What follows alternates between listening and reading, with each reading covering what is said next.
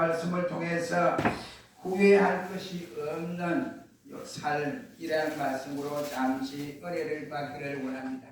우리는 신년 첫 주일을 맞았습니다. 이 신년 첫 주일 새 아침에 우리 모든 성도들의 가정에 하나님의 은혜와 평강의 축복이 이 한 해 동안에 넘치기를 축원합니다. 먼저 새해가 되면 많은 사람들은 새로운 소원을 갖게 되고 그리고 새로운 꿈을 가지게 되는 것이 새해라고 말씀을 할 수 있습니다. 그래서 새로운 결심과 새로운 뜻을 정하여 새 출발을 하는 것이 바로 새해다라고 말을 할 수 있습니다. 그래서 목표와 소원의 성취를 위하여 최선을 다하는 것이 새해 아침이라고 할 수가 있습니다. 그래야 소원을 이루고 목표가 달성하면 많은 사람들은 기뻐하고 즐거워하고 때로는 우리 신자는 감사까지 하나님 앞에 올려드립니다. 그래서 이렇게 된 사람을 빌려서 사람들은 말하기를 성공했다 라고들 말을 할 수가 있습니다. 그러나 수고하고 예수도 제대로 되지 아니하고 모든 것이 이리 꼬이고 저리 꼬이고 또한 여러 가지 시행착오가 일어나는 이와 같이 거듭될 때마다 사람들은 안타까워하고 쩔쩔매며 답답해하기도 하는 것입니다. 그리고 그 후회를 합니다. 그 일이 시작하지 않았더라면 이런 일이 내게 닥치지는 않았을 터인데 내가 그 사람에게 이 일을 맡기지 아니하고 다른 사람에게 맡겼더라면 더 좋은 성과를 거뒀을 것인데 등등 여러 가지 말을 우리가 후회로 감당하게 되는 경우들이 많습니다. 어떤 이는 운전을 하다가 과속을 해서 사고가 나면 사고 난 이후에 생각하기를 내가 속도를 조금 줄였더라면 이런 일이 벌어지지 아니할 것이라는 등등 여러 가지 말로 인하여 지나간 이후에 일어난 사건을 통해서 보면 후회하는 일들이 한두 번이 아닌 것으로 생각이 되어집니다. 그래서 후회라고 하는 것은 이전에 잘못을 뉘우친다는 이것이 바로 후회라는 말로 대변할 수가 있습니다. 후회가 클 때는 우리가 무슨 소리를 합니까? 후회 막심하다 이런 말로 표현을 하고 있지 않습니까? 사업의 실패는 그래도 적은 것에 불과합니다. 가난하게 사는 것도 큰 실패는 아닙니다. 유명한 인사가 못 되어도 그건 실패가 아닙니다. 그러나 인생이 잘못 살면 그 인생은 실패하는 인생이 되어진다. 후회하는 인생이 되어진다. 이란 말입니다. 그래서 중국의 유학자 맹자는 양천 신불괴하고 부지에 인불괴하라는 말을 하고 있지만 사실은 그는 인생이기 때문에 또 후회하고 또 후회한 이러한 일들이 있었음을 볼 수가 있습니다. 인생이 성공적인 인생이란 부귀영화를 누리는 것이 성공의 인생이 아닙니다. 그렇다고 해서 오래오래 사는 몇 수천 년 사는 것이 이와 같이 인생의 성공자가 아니다. 이란 말. 사람이 마땅히 행할 일들을 등한히 하면 나중에 후회를 해도 아무런 소용이 없어져 버리고 말게 됩니다. 사람이 죽은 사람에게 의사를 불러보세요. 그건 뭐 부르나 마나 바보 같은 짓이지요. 죽은 사람을 살리려고 이렇게 의사를 부릅니까? 그렇지 않습니까? 어리석은 짓입니다. 그래서 중국의 송나라의 유학자 주자는 10가지 후회사를 말씀을 하면서 사람들에게 가르치곤 했습니다. 그래서 명심보감에 보면 구례공이라는 사람이 6가지 이와 같은 내용을 말씀해 주신 내용이 있습니다. 공직자가 비리를 해가게 되면 쫓겨날 때 후회를 한다고 했습니다. 그리고 부자가 아껴 쓰지 않으면 가난할 때 후회를 하게 되고 그리고 재주만 믿고 어려서 배우지 아니하면 시기가 지난 후에 후회를 이와 같이 하게 된다 했습니다. 일을 보고 배우지 아니하면 쓸 때가 되어서 자기가 그 쓰임을 받을 수 없으니까 후회를 하게 된다라고 했습니다. 술이 취하게 되면 함부로 말을 해서 술 취한 이후에 깬 후에 그가 아이고 내가 왜 술을 저래 많이 먹었던가 주태를 부렸던가 하고 후회를 하게 된다고 했습니다. 건강할 때 몸을 조심하지 않으면 병이 났을 때에 그때서야 후회를 한다고 바로 명심보감에 기록되어져 있음을 볼 수가 있습니다. 그래서 영국의 시인 존 크레이는 말하기를 만일에 내 인생에 제2판이 있다고 한다면 내 인생을 다시 수정해 보겠다라고 말을 했지만은 인생은 수정할 수도 없습니다. 재판의 인생이 아니다 이란 말이 되겠습니다. 인생은 재수나 아니면은 인생은 교정의 여유가 없습니다. 그래서 후회할 것이 없는 삶을 구하고 그렇게 살기를 원하는 것이 인생이다 이란 말. 우리 성경에 보면 많은 사람들이 바로 살지 못하여 후회를 하는 이러한 사람들이 있었습니다. 도대체 그 사람들의 후회는 무엇 때문에 그렇게 후회를 했던가 하는 것입니다. 우리는 하나님 말씀에 불순종하면 분명코 후회라고 하는 것이 우리에게 다가오게 된다 이 말. 하나님의 은혜를 배은망덕하게 하면 영원히 후회하게 된다는 말씀이 되겠습니다.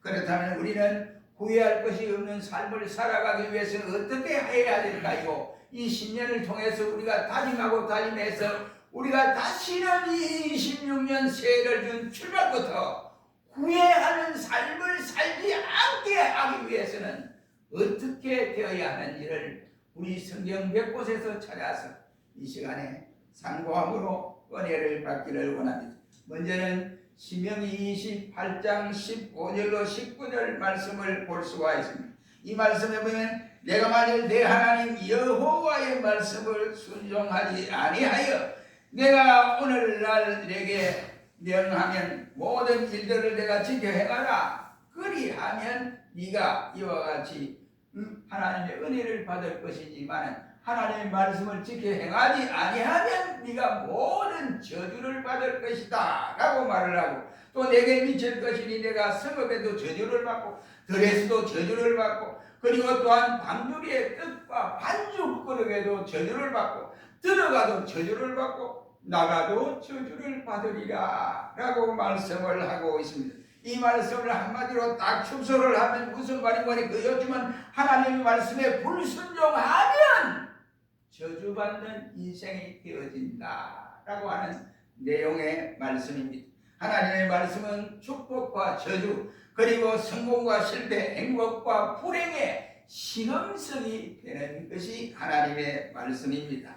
하나님의 말씀에 불순종하면서 행복한 사람을 여러분 보셨습니까? 성경 말씀 구구절절을 같이 하나님 말씀에 순종하지 아니한 사람은 절대로 성공자가 될 수가 없다고 하는 사실이고, 하나님 앞에 인정받는 삶을 살아갈 수가 없다는 말이 되겠습니다. 우리 인류의 시조 아담과 하와는 하나님께 이와 같이 금하신 선악과를 따 먹어도 말미암아 그는 인류의 모든 사람들의 죄를 그가 태생하게 만들었습니다.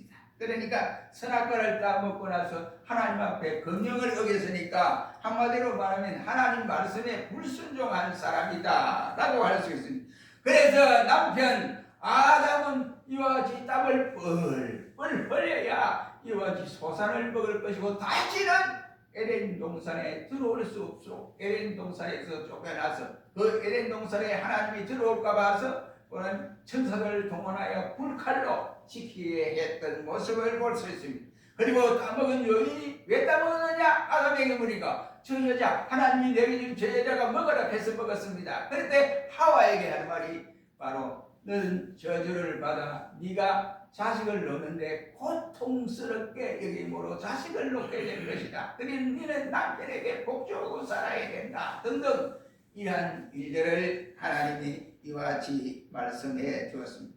불행은 다른 곳에 있는 것이 아니라 하나님에 대한 불순종의 결과라고 하는 사실을 우리가 깨닫습니다. 아담과 하와가 하나님께 불순종함으로 말미암아 하나님의 저주를 받게 되었고, 그들은 또한 눈물이 없고 괴로움이 없고 병든 것이 없고 아픈 것이 없고 환난이 없고 이 아름다운 나원인 에덴 동산에서 쫓겨나게 되었으니 저들이 노동의 것이 힘드니까 아유 내가 왜 그런 짓을 했던가 하고 후회하지 않았겠습니까? 우리가 누가복음 15장 말씀에 보면 잘 아는 말씀이 탕자의 비유의 말씀이 나옵니다. 그 둘째 아들이 아버지에게 말하기를 아버지여 내 재산 내 분깃을 내게 주셔서 그래서 내가 그것을 가지고 먼 나라에 가서 나도 좀 자유롭게 좀 살아옵시다 이렇게 했습니다. 왜 그러냐?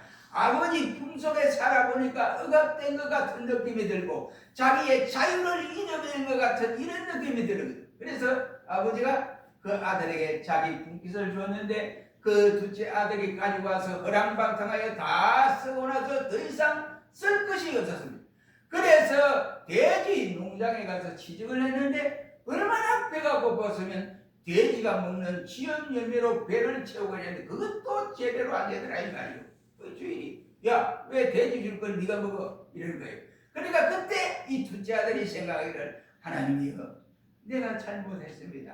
우리 아버지 집에 가면 부자고 또 종들도 많고 먹을 것도 많고 쓸 것도 많고 이러는데 내가 왜 이렇게 했는지 모르겠습니다 하면서 자기 아버지 집을 그리워하면서 후회하는 둘째 아들의 모습을 볼 수가 있게 됩니다. 그러므로 아버지에게는 양식이 풍족한 푸권이 얼마나 많은고 하면서 후회를 합니다.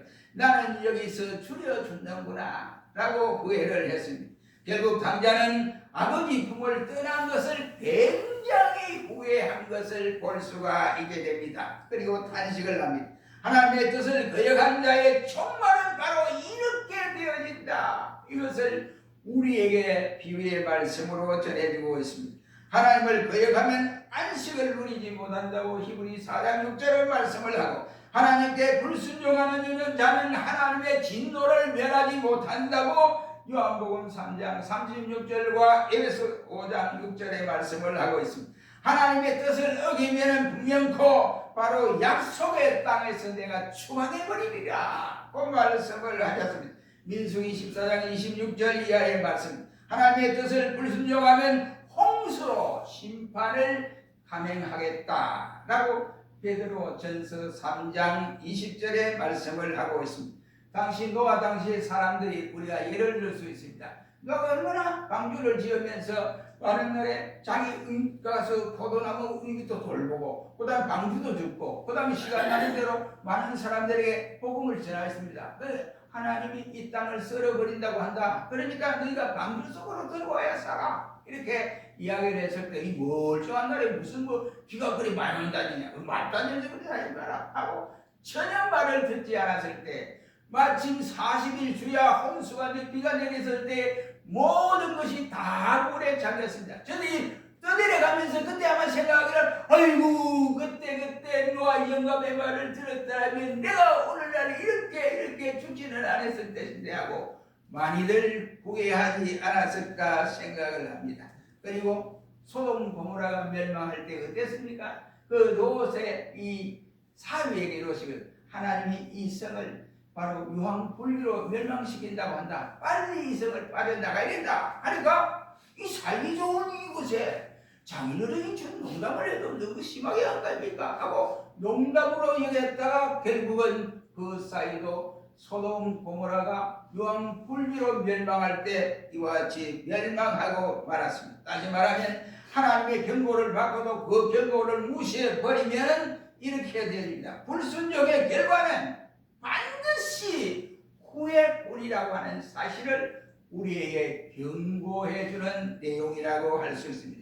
그런데 후회할 것이 없는 삶을 살기를 원하지 않는다면 나는 후회하는 삶 싫어. 나는 후회하는 삶 안 할 거야. 이렇게 원한다고 한다면 우리는 어떻게 해야 되느냐? 믿음으로 순종하시기를 주의 이름으로 축원합니다. 주의 이름으로 축원합니다. 순종하는 것밖에 없습니다. 두 번째는 우리가 잘 아는 누가복음 13장 28절 말씀과 누가복음 16장 24절에 나타난 말씀입니다. 후회할 것이 없는 삶을 원한다고 한다면 우리는 이 말씀을 귀중하게 여길 줄 알아야 되는 것입니다. 먼저 누가복음 13장 28절 말씀에는 저와 여러분이 잘 아는 말씀입니다. 아브라함과 이삭과 야곱이 모든 선지자가 하나님 나라에 있는데 저들 백성들은 밖에 쫓겨나서 골대에 슬피 울며 이를 갈미 있다 라는 말로 표현을 하고 누가복음 16장 24절 말씀에는 불러가로되 아버지 아브라함이여 나를 긍휼히 여기사 저 거지 나사로가 문을 찍어서 소래문을 물을 찍어서 나의 혀에 한 방울만 딱 떨어뜨리게 해주시옵소서 라고 부자가, 예수 믿지 않고 세상에서 떵떵거리는 부자가 지옥 가서 고통을 당하는 장면을 말씀하고 있습니다. 누가복음 13장 28절에 이 말씀은 천국에서 쫓겨난 자의 후회스러운 모습을 말씀을 하고, 또 두 번째로 말씀은 누가복음 16장 24절의 말씀은 음부에서 지옥에 가서 고통을 당하는 부자가 탄식과 후회를 하는 내용을 말씀하고 있습니다. 이들의 공통점은 딱 하나입니다. 뭐냐? 불신앙이다는 사실입니다. 이스라엘의 열조와 선지자들이 다 천국에 있는데 그 후손들이 불신앙으로 말미암아 쫓겨날 수밖에 없어 슬픔으로 이를 갈미 있다라고 예수님이 말씀을 하고 있습니다. 부잣집 대문에서 헌대를 입고 개들이 그 헌대를 하는 이와 같이 거지 나사로입니다. 그 나이들하고 어디 밥이라고 제대로 먹겠습니까? 그래서 부자의 상에서 입에서 떨어지는 그 부스러기를 주워 먹고 그렇게 지냈어요. 그래도 그 마음에는 예수를 나의 구주로 고백한 거지 나사로이었습니다. 그러나 부자는 호의롭게 연락하면서 떵떵거리고 잘 살다가 예수 믿지 않고 지옥 가서 고통을 받아보니 이게 보통 일이 아니다. 그래서 저자가 세상에 있을 때 거지로 취급받아서 이와 같이 손가락질하고 인생 취급을 하지 않은 나사로에가 와서 물을 찍어다가 한 방울 자기 혀에 딱 던져주면 좋겠다라고 예수님에게 말씀을 했으나 주님은 그의 말을 듣지를 아니했습니다. 이처럼 부자가 지옥 가서 고통을 당해보니 하하 내가 왜 이랬을까 하고 후회가 막급했다고 하는 사실입니다. 여러분 우리가 지옥과 천국은 빈부의 차이가 아닙니다. 그리고 귀천의 차이도 아닙니다. 이 지옥과 천국은 바로 젊은 사람이나 노인을 이와 같이 비하여 내용한 것도 아닙니다. 남자가 여자가 이 차이도 아닙니다. 지옥과 천국은 신앙과 불신앙의 차이다. 이것을 우리에게 알려줍니다. 바라기는 후회할 것이 없는 천국에서 영생을 위하여 살기 위해서는 믿음에 굳게 서야 됩니다. 믿음에 굳게 서시기를 주의 이름으로 축원합니다. 세 번째는 바로 히브리서 12장 16절로 17절 말씀입니다. 영적 축복의 기중성을 망각하면 후회할 수밖에 없다는 내용입니다. 그 히브리서 12장 16절로 17절은 다른 이야기를 한 것이 아닙니다. 여기 에스에 대해서 말씀을 하고 있습니다. 음행하는 자와 같이 쫓아다니며 식물을 위하여 자기의 장자의 명분을 에스와 같이 망령된 자와 같이 되어서는 아니 된다 라고 말씀을 하면서, 에스는 어떤 사람이었냐? 하나님이 그가 축복한 사람이 어떤 축복이냐? 그가 우리가 잘 아는 아브라함의 장자입니다. 그리고 그의 아들 이삭의 장남이에요. 그러니까 모든 장자가 축복권이 대단히 많습니다. 그런데 이 에스는 믿음으로 살기를 아니했으니 이것을 받을 수가 없습니다. 그래서 에서는 한마디로 말해서 장자에서나 남자는 축복을 가졌지만은, 그러나 그 에서는 자기의 받아들인 축복을 받아들이지 못하고 야곱에게 다 뺏겨버리는 어리석은 자가 되어졌습니다. 그래서 어리석은 에서가 가는데 죽게 되었으니 이 장자의 명분이 내게 무엇이 이와 같이 기루하냐 이런 생각을 한 거예요. 왜? 에서는 사냥에 살아요. 그래서 사냥에서 고기를 사냥해서 짐승을 잡으니까 얼마나 뛰어다니겠어요. 화려하게 쏘아서 잡아오려니까. 그러니까 지금 배가 고플 수밖에 없어요. 그때 집에서 동생이 야곱이 이와 같이 팥죽을 끓이고 있었습니다. 그때 그 팥죽을 보니까 너무 먹고 싶어요. 그래서 야 동생아 그 팥죽 한 번은 내 다오. 이러니까 난 그냥 안 줍니다. 그러니까 형님이 가지고 있는 장자의 명분을 내게 파세요. 내 팥죽 한 번에 파세요. 이러니까 에서가 하는 말이, 에이 그 팥죽 한 번이 뭐 대단한 거죠. 장자가 뭐 대단한 거야. 내가 배우고 그것이 제일 중요한 거지. 그러니까 가져와 내 줄게. 쉽게 말해서 그렇게 하는 사람이었다 이 말이에요. 그래서 에서는 영적인 일보다 물질적인 일을 더 중요시하는 사람입니다. 그는 보이지 않는 천국보다 보이는 현 세상을 중요시하는 사람입니다. 우리 역시도 에서와 같은 이러한 사람들이 있을까 염려스럽습니다. 그러므로 우리는 이 세상 사람에서 신앙생활을 하면서 신앙생활은 반듯하게 해야 된다. 바른 신앙생활을 해야 된다 이 말이야. 육신을 보이는 것만 취하다가는 안 됩니다. 보이지 않는 영원한 것이 가장 귀한 줄을 알고 그것을 먼저 취할 수 있는 우리가 되어야 됩니다.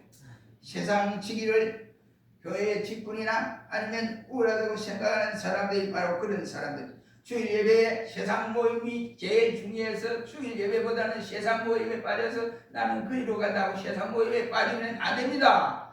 세상 친구들의 성도들보다 더 귀하게 여겨서는 날이 됩니다. 하나님의 택한 백성은 하나님의 백성과 더불어 교제하는 것을 즐겁게 하고 기쁘게 하고 이와 같이 그래야 돼. 이 세상의 친구들과 같이 연락하면 결국은 내 신앙에 손해가 본다 이런 말이 되겠습니다. 그러면 결국 어떻게 되냐? 후회하게 된다. 그래서 우리 성경대로 말하기를 히브리서 12장 17절 말씀대로 너희는 아는 바와 같이 저가 그 후에 축복을 기업으로 받으려 눈물을 흘리며 구하되 버린 바가 되어 회개할 기회를 얻지 못했느니라 라고 에스를 비꼬아서 말씀하는 내용임을 볼 수 있습니다. 운명을 결정짓는 것은 여행으로 이루어지는 것이 아니라 선택이라고 할 수 있습니다. 주님 배도 들을 귀가 없다고 말씀을 합니다. 그래서 오랫동안에 우리가 그같이 생각해 보는데 무슨 일이든지 잘 심사숙고를 해야 됩니다. 1700년 전에 지금으로부터 1700년 전에 네덜란드 사람들이 갈 곳이 없습니다. 그래서 뉴욕주에 속한 맨하탄 섬의 남쪽까지 이사를 오게 됐습니다. 그들은 그때는 토인들에 의해서 습격을 받아서 더 이상 살 수 없어서 맨하탄 남쪽 지역에 와보니까 거기에 아메리카 인디언들이 또 자기를 딱 잡고 있어요. 그러니까 그 사람들이 또 자기들 땅이라고 이렇게 갈시를 하고 뭐 이런 겁니다. 그러니까 이 네덜란드 사람들이 갈 데가 없어요. 우리가 여기서 못 살면 우리 더 이상 갈 데 없다 이렇게 생각하고 이제 그 아메리카에 있는 인디언들하고 이제 협의를 했습니다. 우리가 이 땅을 사면 어떻겠어? 그랬습니다. 그러니까 인디언들이 우리가 그 땅에 값어치를 줄 테니까 삽시다. 이러니까 인디언들이 뭘 뭐 알아요 그 당시에. 그러니까 자기는 아무 땅은 필요 없는 땅이거든. 쓸모없는데 그래 우리 파겠다. 알았습니다. 무엇으로 팔았을까요? 양맥주 한 병 가지고 그 땅을 팔아버렸습니다.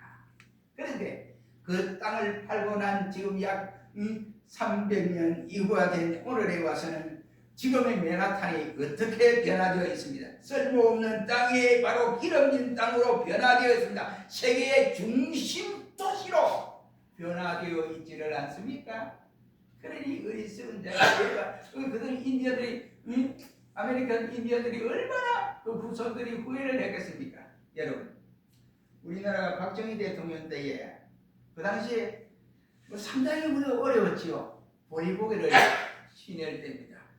박정희 대통령이 가만히 생각하니까 저 몽골 사막 지역을 사야겠다 이렇게 생각을 하고 이제 비서실장이 야 가서 사막 지역 암소를 보고 와 그래 보냈습니다. 그러니까 왜요? 그것이 사야 되겠어. 그 넓은 사막에 우리가 엄청난 편을 우리가 사야 되겠어. 몽골이 지금 발라서 내놨어. 빨리 가야 돼. 안 그러면 안 돼. 이랬습니다. 그때 전 세계는 그 사막에 사막 지역에 사람 뭐겠냐 이거 아예 신경도 안 썼습니다. 그런데 박 대통령이 그걸 사기 위해서 비행기를 제재해서 그다음에 지금이야 직항로로 가지만 옛날에는 그렇지 않았습니다. 다른 나라를 거쳐서 일본 거쳐서 이렇게 날아서 이렇게 갔는데 가서 이제 사막에 갔습니다. 그래서 이제 몽골에 갔어요. 몽골 수상을 만나서 이야기를 합니다. 그래 우리가 이걸 사야 되겠다. 그러니까 수상이 하는 말이 왜 살려고 하느냐? 아니 우리가 사야 된다고. 이 땅이 아무 쓸모없는 사막 지역인데 왜 살려고 그러냐? 우리가 이 사는 것이 문제가 아니라 땅을 사는 것이 아니라 사막을 사기 위해서 온 것이 아니라 몽골이 가만히 생각하니까 우리와 같은 동족이다. 우리 고구려 시대가 이 몽골 이 지역 전부 다 차리고 관계대도양이 다 휩쓰는 지역인데 우리 동족이냐. 그러니까 당신네와 우리는 형제 관계다. 그래 내가 와서 이 땅을 삼으로 형제를 보호하는 이 관점에서 살려고 왔다. 그러니까 몽골 수사에 가만히 생각하니까 그 아무 쓸모없는 그 사막 지역에 그것도 아무것도 나무도 없고 이런데 그러니까 가만히 앉아서 돈 벌게 생겼어요. 그래서 가만히 또 이 차원에서 형제 회복을 위해서 내가 그 땅을 산다 이런 거예요.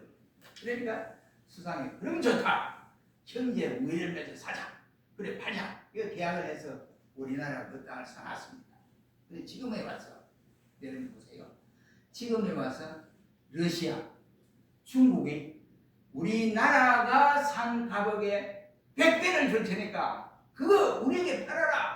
몽골 수상에게 이야기했더니 몽골 수상 나는 못 판다 이랬어. 거기 그 안에 뭐 들어있었니? 시한 자원이 풍부하게 들어있습니다. 시한 자원이 박 대통령이 그래서 그 땅을 산 거예요. 그래서 이 몽골 수상은 지금 가면 러시아가 100배 주겠다. 중국이 100배 주겠다 해도 절대 팔 수 없습니다. 우리는 동족의 혈맹을 맺어 형제 우애 관계로 계약을 했기 때문에 대한민국과 우리와의 계약했던 것은 잊을 수가 없습니다. 그래서 등기까지 대한민국에 가져왔습니다. 그래서 지금 그 땅이 우리나라 땅입니다. 근데 그게 언제 개발하려는지 알 수는 없지만은 아무도 쓸모없는 땅이라고 했고, 그 다음에 장관들도 그렇게 했고, 비서실장까지도 우리 대통령 미쳤다 할 정도로 이렇게 이야기를 했는데 박 대통령이 결정을 하고 그것을 사놨습니다. 좋은 땅이 앞으로 되리라고 생각합니다. 그러므로 우리는 모든 하는 행동들이 지나고 나서 보면 후회스러울 때가 많은데 우리가 후회를 남겨서는 안 됩니다. 후회를 남기는 것은 바른 것이 뭐냐? 영원히 귀중한 것을 잊어버릴 때 바로 후회가 찾아오게 된다고 하는 사실입니다. 마지막으로 마태복음 20장 3절로 5절 말씀해 보면 하나님의 은혜를 배은망덕하는 자는 후회하게 된다. 한마디로 가룟 유다를 말씀하고 있습니다. 예수님의 뒤를 3년간 쫄쫄 따라다니면서 설교도 듣고 별의별 은혜를 받았습니다. 그런데 예수님을 바르는 게 은삼십에 바르는 게고, 그 다음에 예수님이 십자가에도 고통받고 십자가에 돌아가는 장면을 자기가 보는데 가슴이 아파서 그것을 가지고 은삼십을 가지고 대제사장과 장로들 앞에 가지고 나이가 난다 가져가라 하고 하니까 장로들과 대제사장이 너가 상관없어 니 가지고 와 니가 가지고 왔잖아 우리가 아니야. 그래서 가룟 유다는 마음의 가책을 받고 그것을 그 앞에 던져버리고 갔다가 어디로 갔느냐?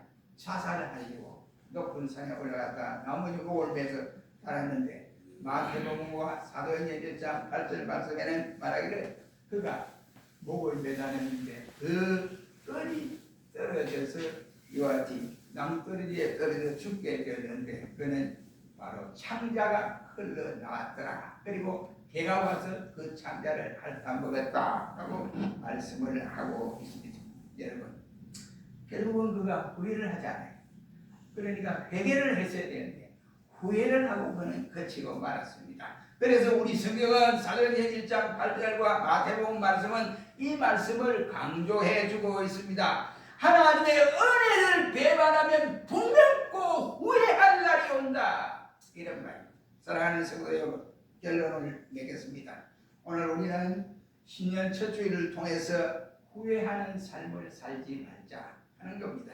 그러므로 하나님의 말씀에 불순종하면 아담처럼 후회하게 된다는 말씀이 되겠습니다. 하나님의 말씀을 믿지 않으면 하나님을 믿지 않으면 지옥에서 부자처럼 이와 같이 고통을 당하며 후회하게 된다는 말씀이 되겠습니다. 그리고 영적인 축복의 기중성을 모른다고 한다면 에서처럼 후회하게 되어진다는 말입니다. 하나님의 은혜를 배반하면 유다처럼 마지막에 죽음의 비극을 맞게 될 것이라는 말씀입니다. 사랑하는 성도 여러분, 어찌된 일이든지 우리가 일을 지나고 나면 후회스러운 일을 남겨서는 아니 된다는 말이 되겠습니다. 그래서 우리는 그때그때마다 후회하지 않는 일을 바로 해서 이 금년 한 해 새해에 우리는 후회함이 없이 하나님 앞에 내가 이 한 해 주신 것을 하나님 잘 살았습니다 라고 뜻이 말할 수 있는 종들이 되시기를 주의 이름으로 축원합니다. 기도하겠습니다. 거룩하신 하나님,